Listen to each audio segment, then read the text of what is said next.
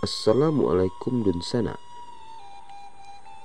Banyak yang tak tahu, bahkan sebagian dari kita sendiri orang Minangkabau, tentang nama Batu Sangkar. Kenapa disebut Batu Sangkar atau dinamakan demikian? Batu Sangkar dalam bahasa Minangkabau, Batu Sangka, adalah sebuah ibu kota yang terletak di wilayah pemerintahan Kabupaten Tanah Datar dan juga merupakan pusat pemerintahan Kabupaten Tanah Datar. Kota ini berada pada 3 kecamatan, yaitu Kecamatan Lima Kaum, Kecamatan Tanjung Emas, dan Kecamatan Sungai Tarap.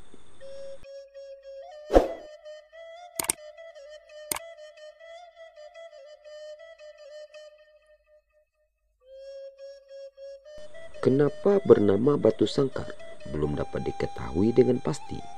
Banyak yang menyebutkan Batu Sangkar berasal dari kata batu dan sangkar, namun tidak ditemukan dengan pasti di mana batu yang berada dalam sangkar ataupun batu berbentuk sangkar.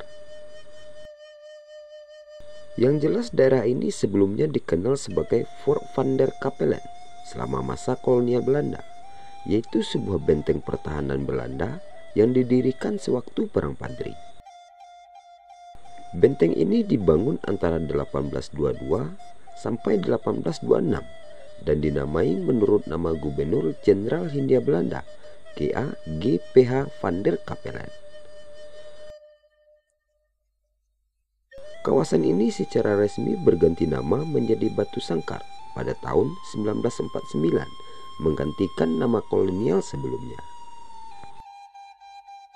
Setelah meredanya PRRI atau Pemersta pada tahun 1957, kawasan ini diduduki oleh Batalion 439 di Penogoro, dan selanjutnya pada tanggal 25 Mei 1960 menjadi Kantol Polres Tanah Datar.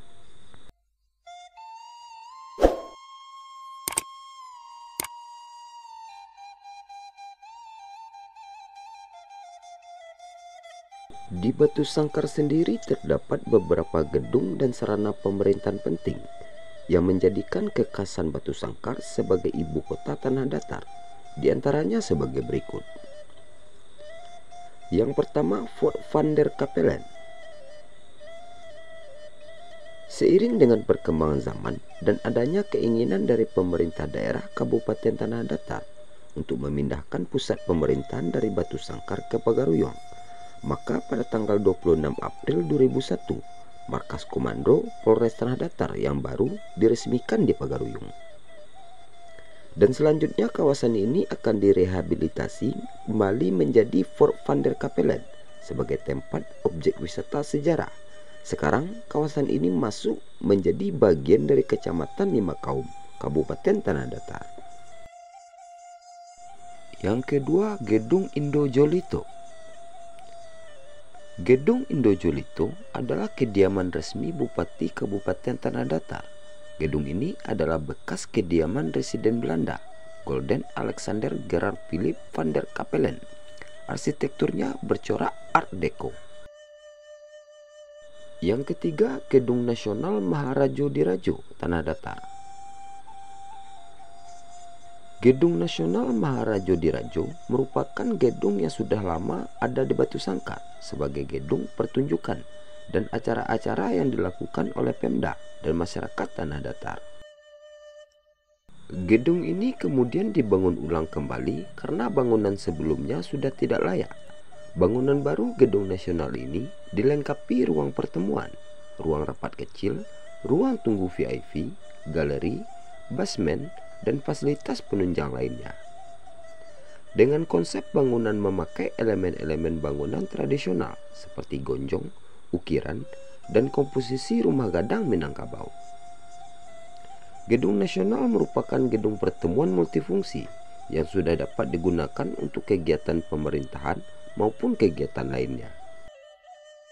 Berada di kawasan pusat kota Batu Sangkar, tepatnya di perempatan Jalan Soekarno-Hatta dengan luas mencapai 3,8 hektar, memungkinkan menjadi landmark kawasan karena posisi di sudut jalan dan di depan lapangan Cinduamato.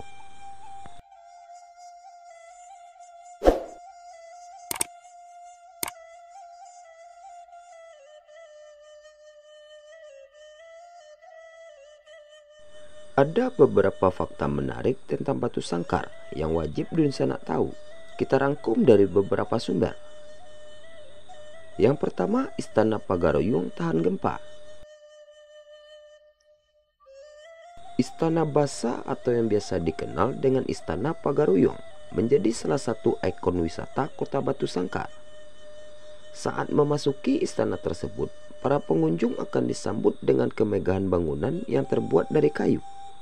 Kayu tersebut bukanlah kayu biasa, melainkan kayu yang dipilih secara khusus agar tahan lama. Istana ini memiliki desain yang tahan terhadap gempa.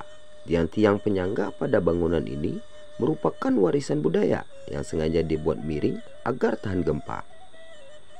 Sementara material kayu yang ada di istana dihiasi dengan 60 ukiran yang menjelaskan filosofi dan budaya Minangkabau.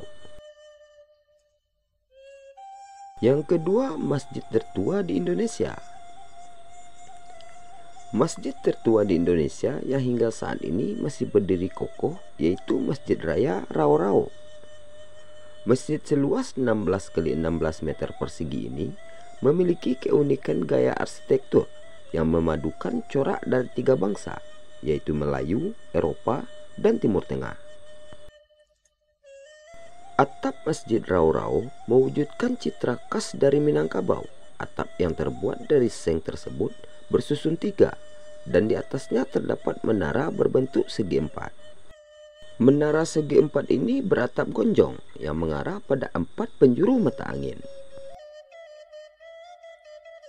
Masjid Rao-Rao memiliki 13 jendela yang bermakna perwujudan dari 13 rukun solat. Tak hanya itu, masjid ini juga terdapat 6 buah pintu yang bermakna 6 penciptaan masa alam.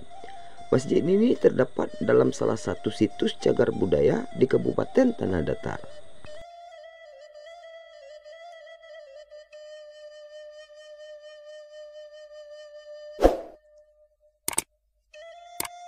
Yang ketiga, cagar budaya Batikam.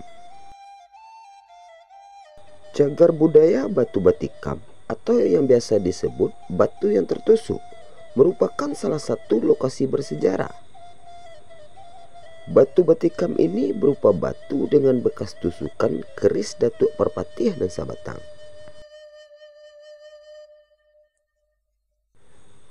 Luas wilayah cagar budaya ini yaitu 1.800 meter persegi. Batu ini menjadi bukti bahwa ada kerajaan Minangkabau di zaman Neolitikum. Dahulu tempat ini digunakan sebagai tempat musyawarah kepala suku atau medan nan bapane. Maka Batu Batikam melambangkan betapa pentingnya musyawarah dan perdamaian di Minangkabau.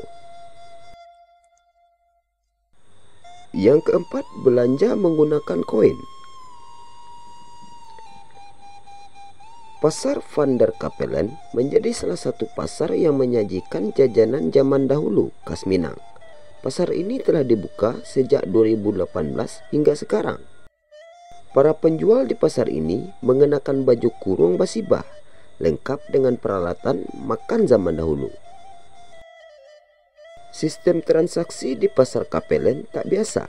Ketika berbelanja di pasar ini hanya bisa menggunakan koin khusus, yaitu koin Kapellen. Bagi orang-orang yang hendak berbelanja harus menukarkan uang tunai dengan koin kayu seharga 2.500 per koin.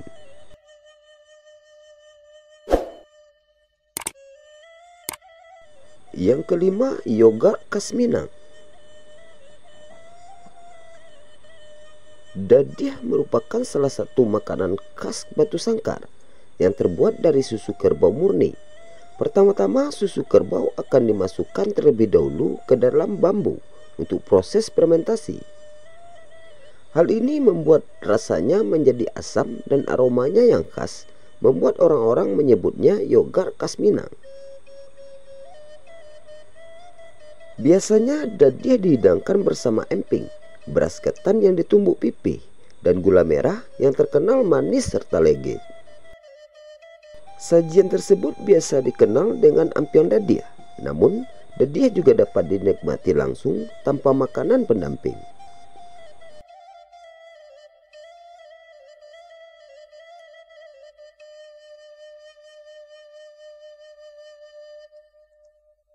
Yang terakhir, minuman khas Nirotalua.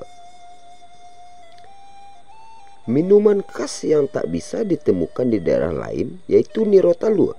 Minuman ini terbuat dari nira yang diaduk dengan kuning telur. Air nira adalah cairan yang dihasilkan dari tandan bunga anau atau aren dengan melalui proses pengendapan.